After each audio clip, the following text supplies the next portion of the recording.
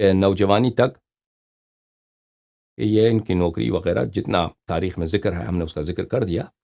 بہرحال اب آگے جا کر انشاءاللہ تبارک و تعالی مزید بتائیں گے کہ بعد میں یہ کیا کام کرتا رہا تھا. اس زمانے کا ذکر کریں گے جب یہ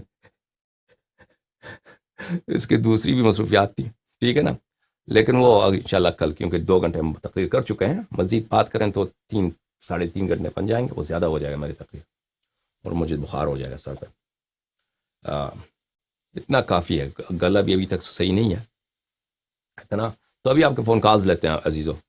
آپ کال کرنا چاہیں تو بقیہ عمر کے متعلق، عمر نے کیسے کروڑ پتی بن گیا، وہ آگے کل انشاءاللہ اس کا تفصیل اب بیان کریں گے. ابھی اسی مقدار پہ اکتفا کرتے ہیں. ایک چیز میں آپ کی خدمت میں عرض کروں کہ یاد رکھو، پھر میں دوبارہ تکرار کرتا ہوں کہ ہم نے کسی کو گالی نہیں دیا ہے. جماعت عمریہ یہی کہیں گے کہ اس نے صحابہ کو گالی دیا. آپ شروع سے دوبارہ ابھی تک دوبارہ میری تقریر کو سن لیجئے. جتنی باتیں ہم نے نقل کی ہیں جماعت عمریہ کے کتب سے نقل کی ہیں. ٹھیک ہے نا. جتنی باتیں مخالفین کے اپنے کتب سے نقل کی ہیں اس میں کچھ سخت باتیں ہیں. جی ہاں، بالکل سخت باتیں ہیں. لوگوں نے نہیں سنی ہیں، مجھے پتہ ہے نہیں سنی ہیں.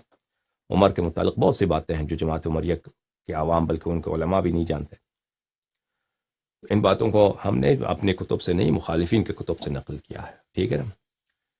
ابن تیمیہ کا قول ہم نے اس لیے نقل کیا کہ اس کا قول جماعت سلفیہ اہل حدیث کے لیے حجت ہے. جب اس نے خود تسلیم کیا ہے کہ عمر نے گورنروں کا مال تقسیم کیا ہے، تو پھر ہمیں ضرورت نہیں ہے مزید اس کے لیے سند لانے کی. بہرحال میں آپ سب کا شکریہ ادا کرتا ہوں. اس موضوع پر مزید بات انشاءاللہ کل آپ کی خدمت میں پیش کریں گے.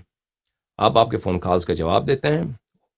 خدا آپ کو عزت دے، خدا آپ کو سلامتی دے. اور یہ موضوع جو میں نے چڑھا نا، یہ میں رغبت سے میں نے ذکر اس کو پیش نہیں کیا آپ کے، کہ مجھے شوق تھا کہ اس موضوع کو میں پیش کروں آپ کی خدمت میں. یہ موضوع میں نے آپ کے لیے پیش کیا ہے اس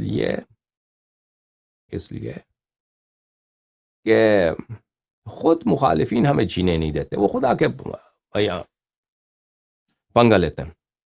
آپ کو پتہ ہے پنگا with me is not چنگا. پنگا is not چنگا.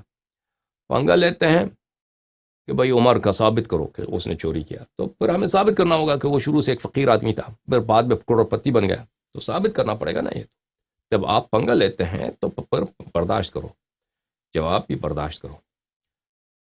یہ ہم نے کوئی اپنی شوق سے یہ موضوع نہیں چڑھا. ہم تو چاہتے تھے کہ عاشورہ کے بعد غدیر کے حدیث کے متعلق بات کریں، لیکن تم یہ ہمیں نہیں جینے دیتے مخالفین. بہرحال ہم آپ کی خدمت میں حاضر ہیں. اللہم صل علی محمد وآل محمد وعجل فرجهم الشریف.